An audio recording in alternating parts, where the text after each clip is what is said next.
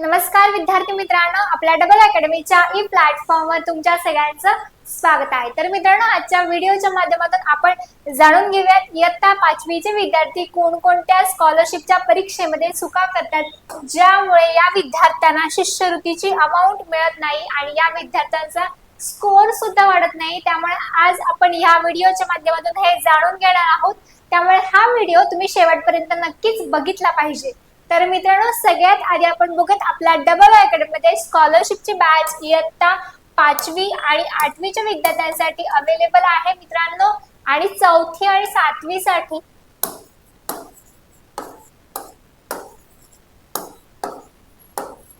मित्रांनो महाराष्ट्र सरकारने इयत्ता 4थी आणि 7वीच्या विद्यार्थ्यांची सुद्धा स्कॉलरशिपची एक्झाम जाहीर केलेली आहे। तर आपल्या डबल अकॅडमीमध्ये 4थी आणि 7वी साठी सुद्धा बॅचेस अवेलेबल असणार आहेत। मित्रांनो, आपल्या बॅचचे आपण वैशिष्ट्य जाणून घेऊयात। तर बघा, शाळेच्या वेळेनुसार तुम्हाला क्लास उपलब्ध करून दिला जाणार आहे। तुमचा जो शाळेचा वेळ आहे तर त्या शाळेच्या वेळामध्ये तुम्हाला क्लास अटेंड करणं जमत नाही, त्यामुळे शाळा सुटल्यानंतरचा जो वेळ असणार आहे तुमचा, तर त्या वेळेमध्ये क्लास घेतले जाणार आहेत। मित्रांनो, जुन्या प्रश्नपत्रिकाचं सुद्धा क्लासमध्ये विश्लेषण घेतलं जातं। टेस्ट सिरीज आणि ई बुक नोट सुद्धा तुम्हाला क्लासमध्ये मोफत प्रोव्हाइड केल्या जातात।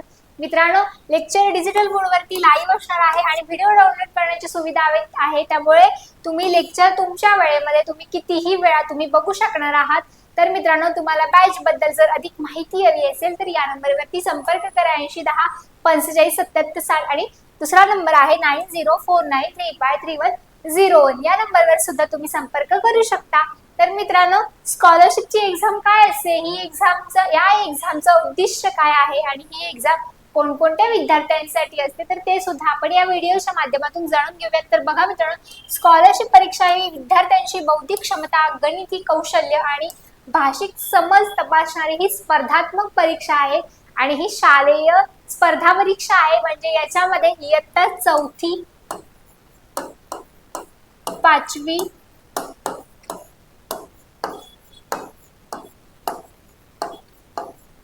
या चारही वर्गांसाठी 2026 पासून एक्झाम होणार आहे। इयत्ता 8वीची जी एक्झाम आहे तर ती मेन आहे, मुख्य एक्झाम आहे स्कॉलरशिपची एक्झाम। तर याच्यामध्ये बघा, गुणवत्ता विद्यार्थ्यांना शिष्यवृत्ती देऊन या विद्यार्थ्यांचं पुढील शिक्षणासाठी आर्थिक आणि शैक्षणिक प्रोत्साहन दिलं जातं, हा या एक्झामचा उद्देश आहे। मित्रांनो, ही एक्झाम महाराष्ट्र सरकारची योजना आहे। मित्रांनो, याच्यामध्ये मेंटल ॲबिलिटी, मॅथमॅटिक्स आणि लँग्वेज म्हणजेच भाषेचे विषय आहेत। याच्या मार्फत विद्यार्थ्यांची गणितीय क्षमता, आकलन क्षमता आणि भाषिक कौशल्य यांचा विकास होणार आहे। त्यामुळे इयत्ता 5वीच्या विद्यार्थ्यांनी ही एक्झाम देणं गरजेचं आहे। इयत्ता 5वीच्या विद्यार्थ्यांनी ही एक्झाम दिलीच पाहिजे। तर मित्रांनो, आपण बघूयात याची परीक्षेची पद्धत कशी आहे। तर बघा, पहिले 2 विषय पेपर असणार आहे तुमचे, पेपर 1 आणि पेपर 2 असा 2.5 तासाचा हा वेळ आहे मित्रांनो।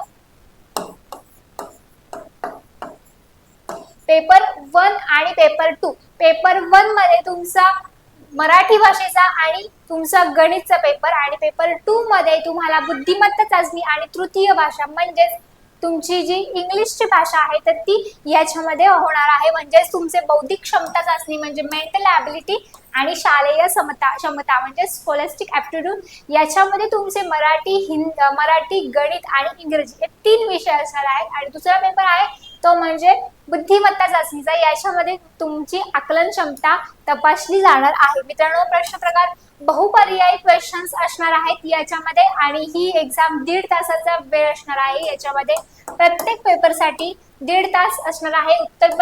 उत्तरपत्रिका OMR शीट नुसारच असणार आहे आणि स्पर्धात्मक परीक्षा आहे। याच्या मार्फत विद्यार्थ्यांना शिष्यवृत्ती दिली जाते। ज्या विद्यार्थ्यांची निवड शिष्यवृत्तीसाठी होते त्या विद्यार्थ्यांना विशिष्ट अमाउंट दिली जाते। मित्रांनो, स्कोर जास्त असेल, कट ऑफ पेक्षा ज्या विद्यार्थ्याला मार्क्स जास्त असतील तर त्या विद्यार्थ्याची शिष्यवृत्तीसाठी निवड होते, त्यामुळे तुम्हाला स्कोर वाढवावा लागणार आहे।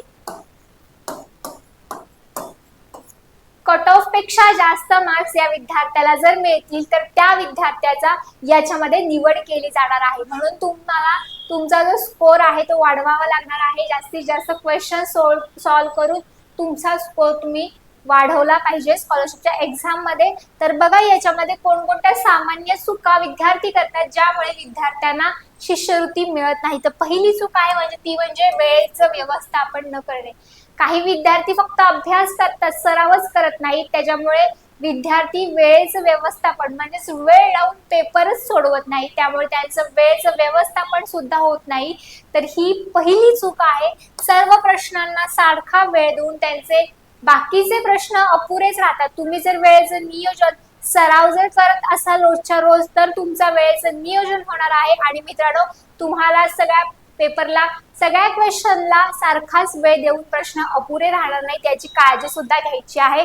दुसरी चूक काय करतात बघा, बौद्धिक क्षमता चाचणीमध्ये कमी सराव।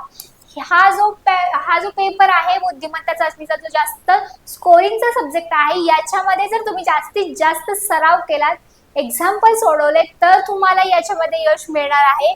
या घटकावरती जास्त मिळू शकतात गुण, परंतु तुमचं दुर्लक्ष होतं, सराव जास्त करत नाही, त्यामुळे तुम्हाला मेंटल ॲबिलिटी सारख्या स्कोरिंग सब्जेक्टमध्ये मार्क्स मिळत नाही। त्यामुळे याच्यावरती सुद्धा तुम्हाला फोकस करायचा आहे। प्रश्न नीट वाचणे न वाचणे। तिसरी चूक काय आहे, प्रश्नच वाचत नाहीत विद्यार्थी, काही विद्यार्थी प्रश्नच नीट वाचत नाहीत, त्यामुळे घाईमध्ये चुकीचा पर्याय निवडला जातो। जर तुम्ही प्रश्नच नीट वाचला नाही तर तुमचं उत्तर सुद्धा चुकणार आहे, त्यामुळे ही सुद्धा चूक करायची नाही। आणि चौथी चूक आहे ती म्हणजे OMR चुकीची भरणे। तुमची जी उत्तरपत्रिका आहे तर त्याच्यामध्ये तुम्ही चुकीची माहिती किंवा तुमचं जे नाव दिलेलं असतं तर ते सुद्धा तुम्ही चुकीचंच दिलेलं असेल किंवा योग्य उत्तर असूनही तुम्हाला याच्यामध्ये गुण कमी मिळतात। तुमचं प्रश्न चुकलेला आहे, प्रश्नांचा तुम्ही क्वेश्चन मार्क जर चुकीचा दिलात तरी सुद्धा तुमचं याच्यामध्ये उत्तर चुकणार आहे। तुम्ही प्रश्नांचा जर अंक व्यवस्थित न भरता तुम्ही जर पेपरचा आन्सर दिलात तरी सुद्धा तुमचं चुकणार आहे। ठीक आहे, नियमित रिव्हिजन न करणे। पाचवी चूक काय आहे, तुम्ही रिव्हिजनच करत नाही, त्याच्यामुळे सुद्धा तुमचा पेपरमध्ये ब्लँक होता, तुम्ही पेपरमध्ये तुम्हाला काहीच आठवत नाही, त्याच्यामुळे तुम्हाला रिव्हिजन सुद्धा महत्त्वाचे आहे। तर ह्या जर चुका केल्या नाहीत तर तुम्हाला यश मिळणार आहे। या चुका टाळल्यात तरच तुमच्या गुणामध्ये तुमच्या वाढ होणार आहे। मित्रांनो, ह्या चुका न करता व्यवस्थित अभ्यास करा आणि वेळेचं नियोजन सुद्धा करा, तरच तुम्हाला शिष्यवृत्ती मिळणार आहे, स्कॉलरशिप मिळणार आहे। तर मित्रांनो, अशाच उपयुक्त माहितीसाठी आणि मार्गदर्शनासाठी आपल्या चॅनलला सबस्क्राईब करा आणि हा व्हिडिओला सुद्धा लाईक आणि शेअर करा। थँक्यू।